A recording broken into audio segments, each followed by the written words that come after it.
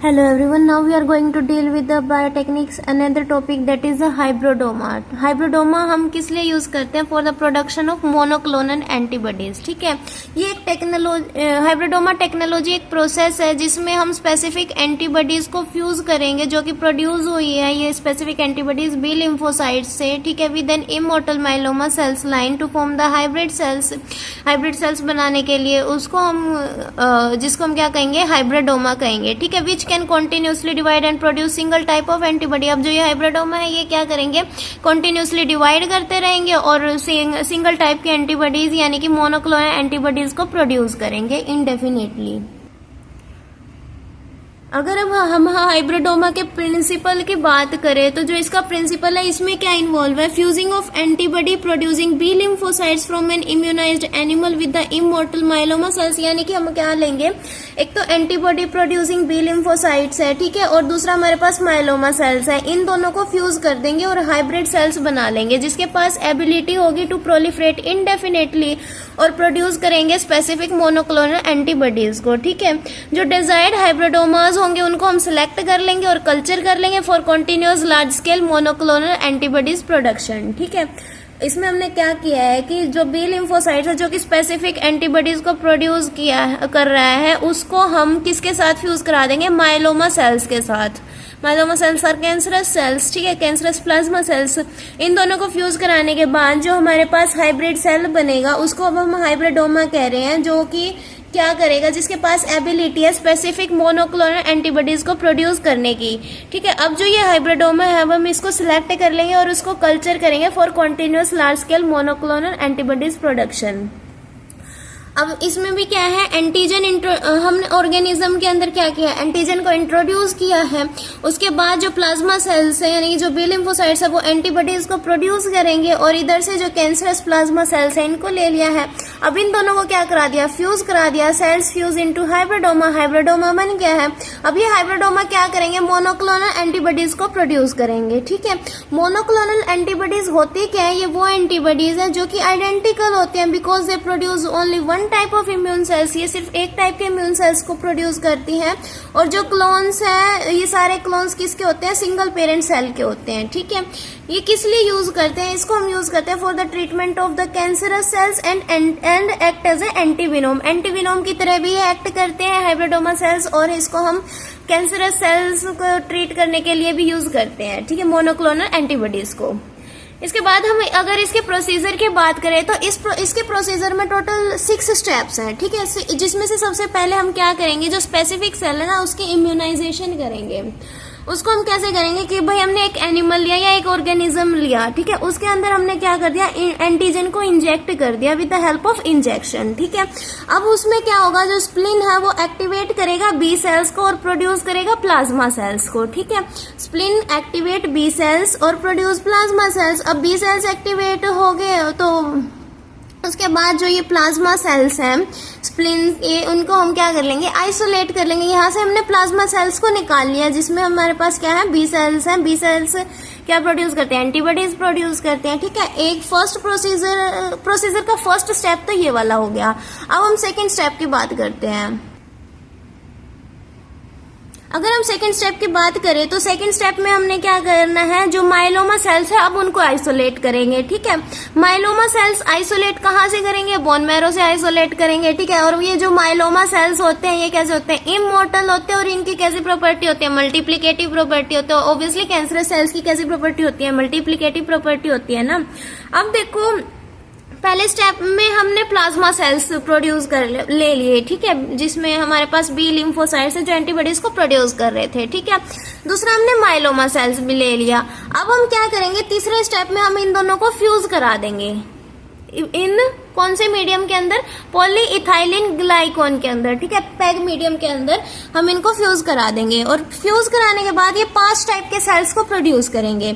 सबसे पहले तो होगा फ्यूज्ड प्लाज्मा, उसके बाद होगा फ्यूज्ड माइलोमा, देन हाइब्रिडोमा जो कि इन दोनों का मिक्सचर होगा. ठीक है, अब आ जाएगा फोर्थ नंबर पे unfused plasma, and then fifth number पे क्या आ जाएगा हमारे पास, unfused myeloma.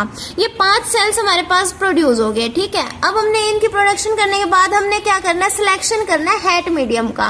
What is HAT? HAT का मतलब है H means hypoxanthine, A is the aminopterin and T is the thymidine. जिस मीडियम के अंदर ये तीनों प्रेजेंट होंगे वो मीडियम कौन सा कहलाएगा, HAT medium, that is hypoxanthine, aminopterin, thymidine medium, ठीक है। ये इसमें हम क्या करेंगे, इसमें न्यूक्लियोटाइड सिंथेसिस की रिक्वायर होगी बाय 2 पाथवेज। 2 पाथवे से हम न्यूक्लियोटाइड को सिंथेसाइज कर सकते हैं। कैसे कैसे? सेल्वेज पाथवे से और डी नोवो पाथवे से, ये हमें पता ही है, ठीक है। सेल्वेज में हमारे पास क्या होगा कि जो कि ओल्ड न्यूक्लियोटाइड है ना, उसके ही डिग्रेडेड पार्ट, उसका डिग्रेडेड पार्ट लेंगे और उससे न्यू वाला प्रोड्यूस करेंगे, यानी कि ओल्ड वन से न्यू वन प्रोड्यूस कर रहे हैं। तो ये तो हमारे पास सेल्वेज पाथवे में होता है। और डी नोवो में हमारे पास क्या होता है कि हम न्यू न्यूक्लियोटाइड को without any old one synthesize करेंगे, synthesize completely new nucleotide by small molecules, ठीक है। ये हमारे पास आ गया डी नोवो में। अब जो हैट मीडियम है उसमें सेल्स डी नोवो सिंथेसिस से प्रोड्यूस नहीं होती।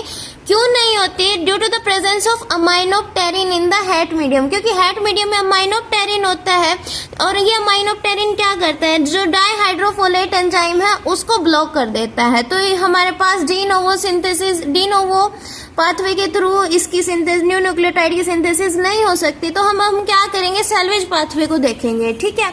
For the synthesis in the salvage pathway, इसमें हमारे पास HGPRT एंजाइम की रिक्वायरमेंट होती है।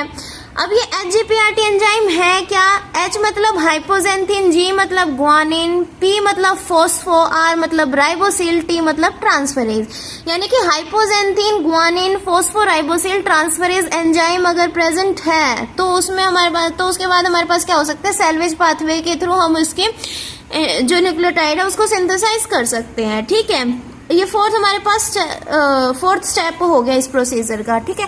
अब हम फिफ्थ स्टेप करेंगे। इसमें हमने क्या किया, जो हाइब्रिडोमा सेल्स है ना उसको आइसोलेट कर लिया है, ठीक है। अब हमने क्या लिया है, प्लाज्मा सेल्स लिए हैं जिसमें HGPRT एंजाइम प्रेजेंट थे, और माइलोमा सेल्स लिए हैं जिसके पास HGPRT एंजाइम प्रेजेंट नहीं है। अब हम इन दोनों को फ्यूज करा रहे हैं दोबारा से, ठीक है। अब हमने देखना है कि वही हमारे पास फिर से 5 टाइप के सेल्स प्रोड्यूस होंगे, ठीक है, जिसमें सबसे पहला है फ्यूज्ड प्लाज्मा। अब जो ये फ्यूज्ड प्लाज्मा है इसमें HGPRT एंजाइम प्रेजेंट है, ठीक है। फ्यूज्ड माइलोमा में HGPRT एंजाइम प्रेजेंट नहीं है। हाइब्रिडोमा में HGPRT एंजाइम प्रेजेंट है। अनफ्यूज्ड प्लाज्मा में भी HGPRT एंजाइम प्रेजेंट है, और अनफ्यूज्ड माइलोमा में HGPRT प्रेजेंट नहीं है। उसके बाद हम बात करें तो जो हमारे पास फ्यूज्ड और अनफ्यूज्ड माइलोमा है इसमें तो HGPRT प्रेजेंट है ही नहीं। अब HGPRT प्रेजेंट नहीं है तो ये वाले सेल्स क्या करेंगे, सरवाइव कर ही नहीं पाएंगे, तो दे कांट सरवाइव, ठीक है। उसके बाद हम फ्यूज्ड और अनफ्यूज्ड प्लाज्मा देखते हैं। इन दोनों में HGPRT प्रेजेंट है लेकिन इनकी ज्यादा लॉन्ग लाइफ नहीं होगी, सरवाइव करेंगे बट थोड़े टाइम के लिए करेंगे, ज्यादा लॉन्ग लाइफ इनकी नहीं होगी। उसके बाद हम देखें हाइब्रिड सेल्स की, इसमें भी HGPRT प्रेजेंट है और ये ज्यादा लंबे समय तक सरवाइव कर पाएंगे, यानी कि सर्वाइवल लॉन्ग होगा इनका, ठीक है। ये 5 स्टेप्स हमने कर लिए। अब हम 6th स्टेप करेंगे कि भाई जो ये हाइब्रिडोमा सेल्स बने हैं जिसमें HGPRT प्रेजेंट है, जो लॉन्ग समय तक सर्वाइव कर सकते हैं, अब हम इनको स्क्रीन करेंगे, ठीक है। और स्क्रीनिंग किस मेथड के थ्रू होगी, स्क्रीनिंग होगी एलिजा मेथड के थ्रू, ठीक है। इसमें जो हाइब्रिडोमा सेल्स है उसका जो कल्चर है उसको हम इंक्यूबेट कर लेंगे, ठीक है। उसके बाद जो secondary enzyme conjugate and form of coloured product बन जाएगा। अगर ये कलर प्रोडक्ट बनता है तो वो पॉजिटिव हाइब्रिडोमा है। अब इसमें हम क्या करें, मल्टीप्लाई करा लेंगे इन सेल्स को थ्रू इन विवो और in vitro. In vivo method से हम कैसे, जो हाइब्रिडोमा सेल्स है उसको हम एनिमल के पेरिटोनियल कैविटी में इंट्रोड्यूस करा देंगे, ठीक है। अब जो एंटीबॉडीज है एस्केटिक फ्लूइड की उसको आइसोलेट कर लेंगे, तो हमारे पास होगी इन विवो कल्चरिंग, ठीक है।